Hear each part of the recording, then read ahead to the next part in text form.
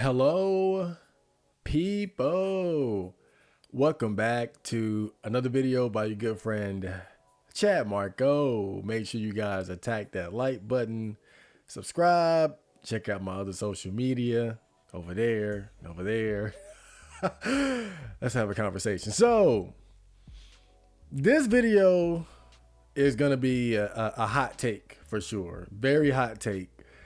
But it's one I've been thinking about for a while. But I just asked, and you can tell from the title, I just asked, let me cook and let me lay the foundation for what I'm about to say, because I know this is a very controversial take. Maybe less so nowadays, but I want to go ahead and put it on record. So, the title of this video is Living with Your Parents is the New MGTOW. I know. But before you cut my head off, let me cook. Let me explain myself, right? So we already know what MGTOW is. We know that men going your own way. And then, of course, there are also like subset groups, vocels, monk mode, herbivore males. But in general, it's guys who made a conscious decision not to prioritize women and dating and sex and especially getting married, maybe even having kids, things like that, because of not wanting to deal with the issues and stresses that go along with it, etc., etc. But how is living with your parents the new MGTOW? So let me lay the groundwork here. So I was reading the book 1984 by George Orwell. And 1984 is a book about, well, at the time, it takes place in 1984, but when it was written, it was supposed to be like far into the future in this like authoritarian type government where people are very much under tight control by their government. You can't express yourself openly and freely. If you say the wrong thing, you'll be locked up in prison, executed. If you do the wrong thing, you'll be locked up, killed, tortured, whatever the case may be. So just imagine, basically North Korea, right? But there's a part in the book where the main character gets his hand on this book. And this book was supposedly written by the resistance, because apparently there was a resistance movement trying to overthrow the government. And so he got his hands on their book. And so he was reading their book, and there was a part in the book where they were explaining some of the tricks and deceptions and goals of the authoritarian government that they lived under. And one of the things that was talked about in that book stood out to me. And it was when they began to talk about how the government goes out of its way to make sure that the people are stressed and are only able to enjoy a certain level of luxury and peace and freedom in their lives. So, for instance, it talks about how in an environment where there is an excess of food and goods and luxuries, that sort of empowers the people. It gives people time for leisure, time to think, time to read, time to develop, and, in the long run, time to rebel ultimately. And so one of the government's goals was to make sure that people were only able to enjoy a certain amount of luxury in life.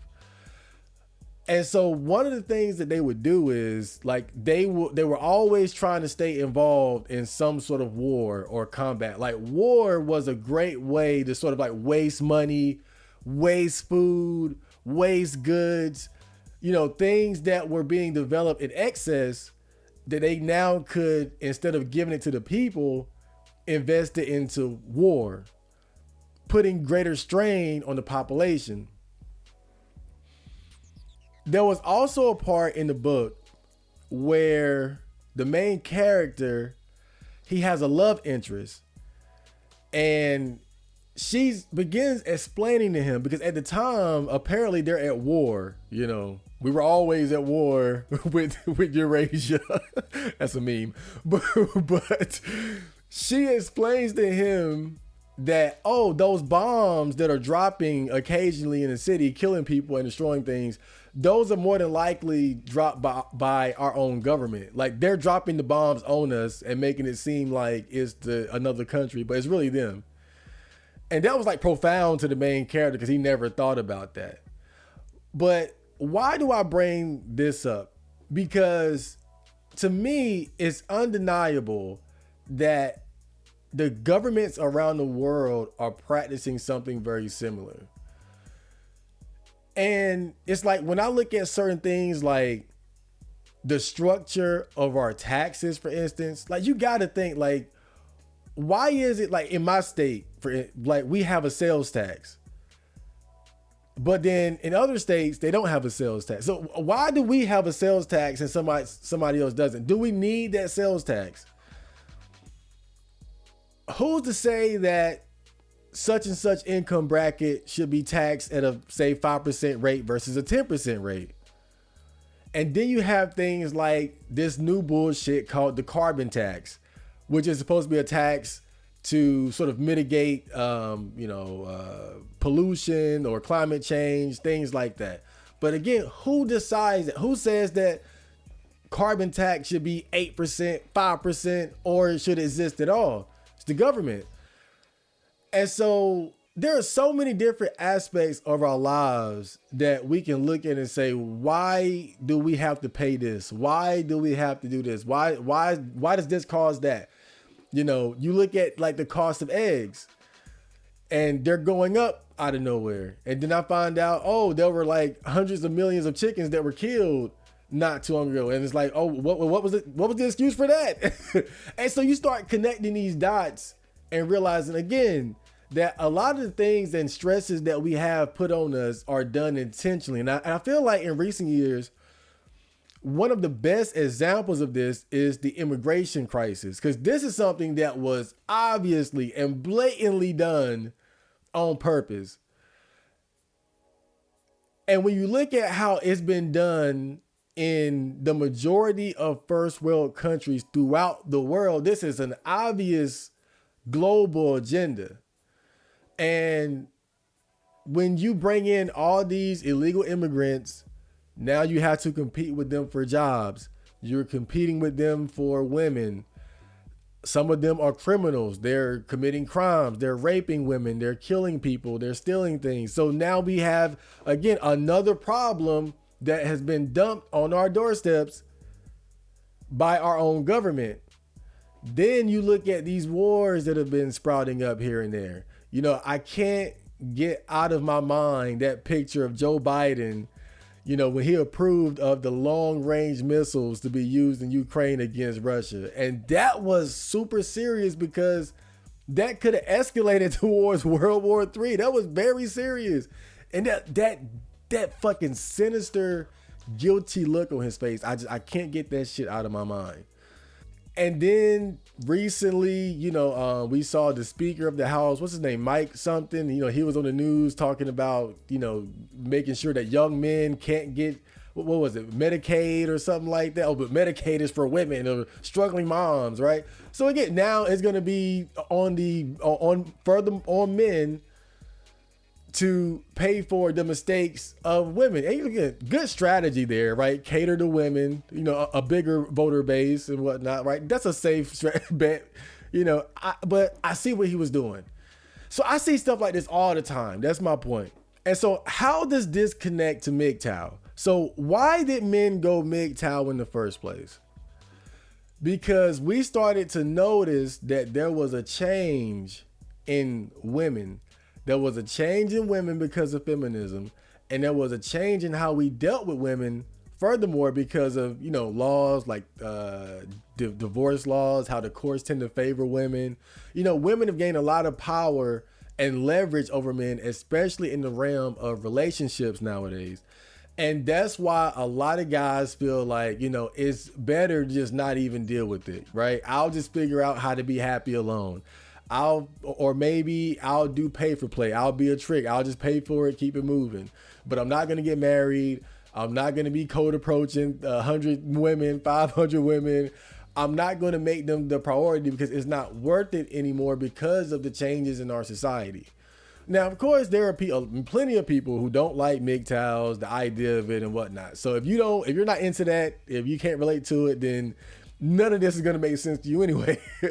But that was the general idea of MGTOW, was that things have changed. Therefore, we have to make an adjustment with it because we can't just keep beating our head against the wall because it's just not going to work like that. You know, it'll work for some people, but not for all. But when I look at it, that the general idea and concept of MGTOW does not just apply to women. I think it really applies to different aspects of life. And now we're talking about the financial.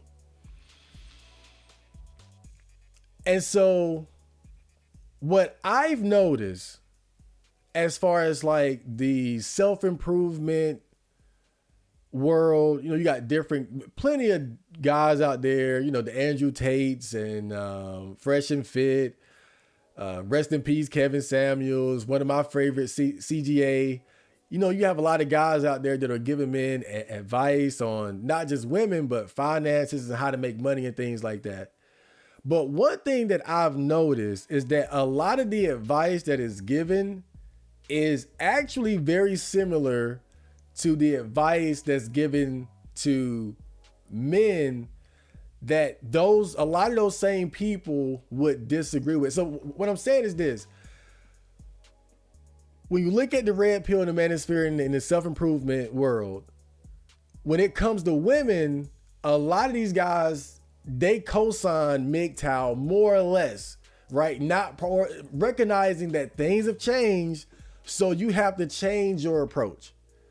Just beating your head against the wall is not going to get you anywhere. But I noticed that when it comes to finances, it's not the same. It's that same mentality of beating your head against the wall, right? Grind set mindset, Sigma mindset, right? Make 100K, make 200K, you know, get your passport, travel. And again, these are great, like encouraging men to do these things.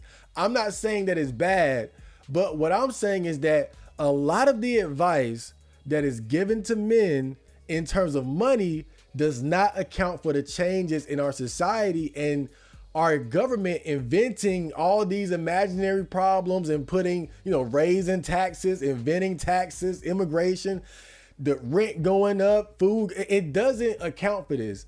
Like, to me, when I see stuff like that, again, I know they mean well and it's a lot of good advice, but if you really think about it, what's the difference between that and the people who are saying, oh, just code approach 100 women, code approach 500 women. I don't care about divorce laws. I don't care. Who cares if the laws didn't change? Get married anyway, bitch. Make babies. To me, it's the same shit. You're not accounting for the changes in society and the what our governments are doing intentionally to make our lives harder. And so as I realize this and think about this, it's like, well, what can men do to make life easier for themselves financially? The obvious one is living with your parents. Now, I get it. That don't sound cool. That don't sound fun, right? And see, this is the thing, right?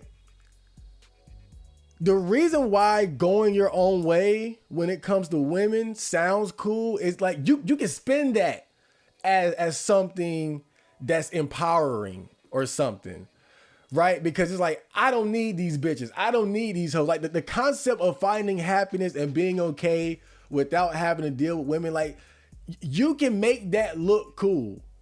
Even for women, you have women, you know, I can do bad all by myself. So there is something like somewhat glamorous about being able to find happiness when you're single and not having to deal with relationships. But if you really think about it, the fact that men felt the need to go their own way or to adopt these red pill principles to become tricks, passport bros. None of this shit is good. It's not.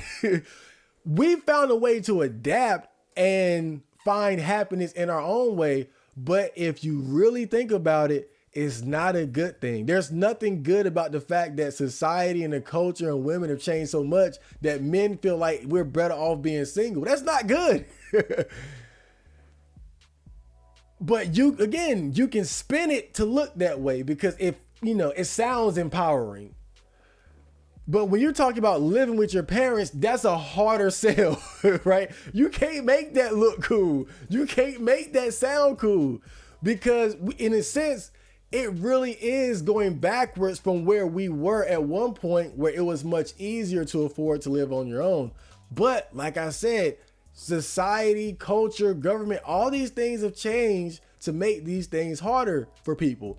So again, I'm just like, okay, well, how do we adjust? Well, if you want to save money, you can do that living with your fucking parents. Don't sound cool, but it works. And what I'm saying now is not as controversial as it would have been a few years ago because there are more people who have kind of been like, fuck it, I'm trying to save money. I'm not trying to be out here struggling. And you can look at, like, if you look online, you can find plenty of people who will attest to this, who would say, man, I stayed with my parents for a few more years than what would be deemed appropriate, but I was able to save $10,000, $20,000, $30,000. I was able to put a down payment on a house. I was able to get a car. I was able to do this, do that. I helped them pay the house up. Shit. And so you can see how with that, using that strategy, people have been able to adapt to the changes in our society. But I still feel like we're at that point where people are still trying to shame that. And I guess in a sense, people will always do that. But I'm putting a stamp on it right now. Living with your parents is the new MGTOW. It's not glamorous. It's not going to make you look cool, but it's an adaptation to the changes in our society. The same way MGTOW in terms of not getting married, not prioritizing sex and women, the same way that is an adaptation. It's not good in a sense that the fact that we're even here, but it's where we are. And going back to, again, the Sigma grind set mindset, 100K, again, great. But, and this is where it gets kind of tricky, right? Because I never want to discourage people or to encourage people to sell themselves short in terms of their potential and what they can do. Because look, I got the same goals written on my wall, right? But the thing about me is that I always make sure that there's a backup, right? Like, yeah, I want to make 100K or even more a year. I would love to become a successful streamer and all that. But what if it don't work out that way? Well, live with my mom, working a job that I have where I don't make a lot of money, but I don't got kids, no girl, I can save money. So over time, I can accumulate some financial security in my life, right? And so when you look at these self-improvement gurus, these big figures in the manosphere, red pill, even outside of that, you look at their audience. Be realistic. How many of them are going to live up to the standard that they are trying to set for their audience? Whether it's Andrew Tate and you got to get a Bugatti, you got to get the passport, get on the plane, right? Or Myron Gaines, Coach Greg Adams, Kevin Samuels, Alpha Male Strategy, whoever your favorite self-improvement guy is, Sigma grind set motherfuckers, right? How many of the people watching them are going to actually live up to that standard? It's going to be the minority. It's not going to be that many. They're going to live. And it'll vary too. Some guys will get halfway there, a quarter there, 10%, whatever. And even sometimes just getting somewhat there is enough. But again, like the reason why I'm thinking like this is because I feel like there needs to be a strategy that the average guy can utilize. everybody's not going to have the kind of work ethic, the talent, the intelligence to pull off what these guys that we look up to have been able to do. Everybody ain't got it. You know, I know when Zen said we're all going to make it, that sounds great, but it's not true. Everybody's not going to make it. And that's why I look at it like, well, okay, for those guys that aren't going to get to us that level, what can they do? Because somebody got to be the bus driver. Somebody got to work at Lowe's. Somebody got to be the janitor. Somebody got to work in the Amazon. Somebody got to do it. So if you're going to be that guy, what can you do to make life easier for yourself as society changes, as the government becomes more and more corrupt, raising taxes, creating taxes, flooding the countries with illegal immigrants, poisoning the food, killing the animals? What can you do? Mr. Average Joe, John Smith, what can you do? Because everybody's not going to be Brian set, mindset, 2 Bugattis. It's just not. So what can they do? And that's why I say living with your parents is the new MGTOW. And I'm looking at the things that we all have easy control over, I should say. It's a lot easier to not have kids, to not get married, to not take on those burdens, those stresses. It's a lot easier to live with your parents than it is to make 100K, to move out, to move into a middle-class neighborhood, to do the, and again, I almost hate to say it because I don't want to put negativity and pessimism, because this isn't don't believe that you can do that. Set the goal. But I'm just saying, as you strive for those things, you know, walk or stand on a different foundation, right? Okay, I'm going for it, but shit, I can't afford to have kids right now. I can't afford to have a woman right now. I can't afford to move out right now. I can save more and do more in the circumstances I'm in now. And that's all I'm saying. That's why I say living with your parents is the new MGTOW. But I have to reiterate, going your own way was never, if you really think about it, it was never a good thing in terms of where we are in our society. It's actually kind of fucked up. It's great that we figured it out. It's great that we found a way, but it's still fucked up. Like, who would wish for these circumstances? Who would wish that relationships between men and women got so bad that we started to feel like we're better off without each other? That's not good, but it's where we are. Same thing, you know, who would have thought that society and the economy and the world we live in would become so stressful and so expensive that we've essentially gone backwards from where people could easily afford to move out to now it's like, well, I got to stay with my parents for a couple more years just to save money, just put a down payment on, you know. And my situation is actually pretty good because even though I'm living with my mama, my mom already told me that I'm lined up to inherit the house, you know, whenever she passes away. Hopefully that's 100 years from now. But, you know, so again, like when you think about it, you can actually work these situations to your benefit. So have that conversation. If you do choose that, have that conversation with your parents. Is your house paid off or are they still paying it off? Can you help them pay it off? Who's going to get the house when they pass away? It could be you.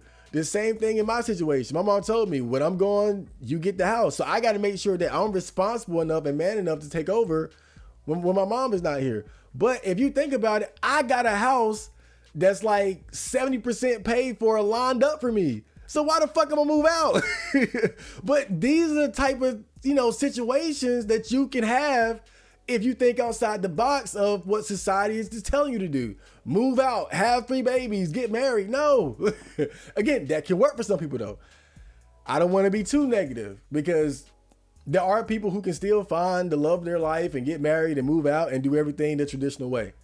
So if you want to go for that, go for that. I'm just saying for the layman out there, The average Joe, the average guys who just want to make life easier for yourself, this is just a potential strategy. But yeah, living with your parents, in my book, is the new MGTOW. But I think this goes beyond women and finances too.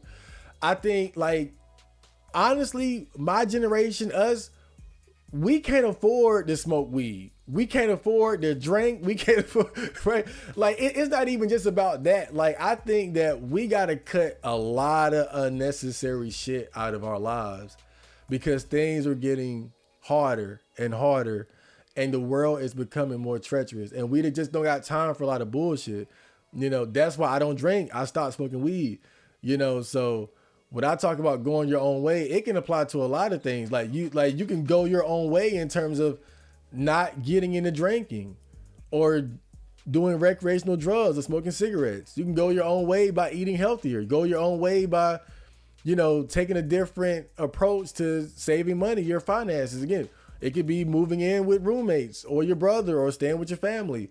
Going your own way when it comes to women, postponing having kids. You don't have to be like, I'm never going to have kids, but you can wait until you're in a better situation as opposed to making women the priority just because you're in your early 20s or some shit like that. But again, man, it's up to every individual to live their life according to what they want to.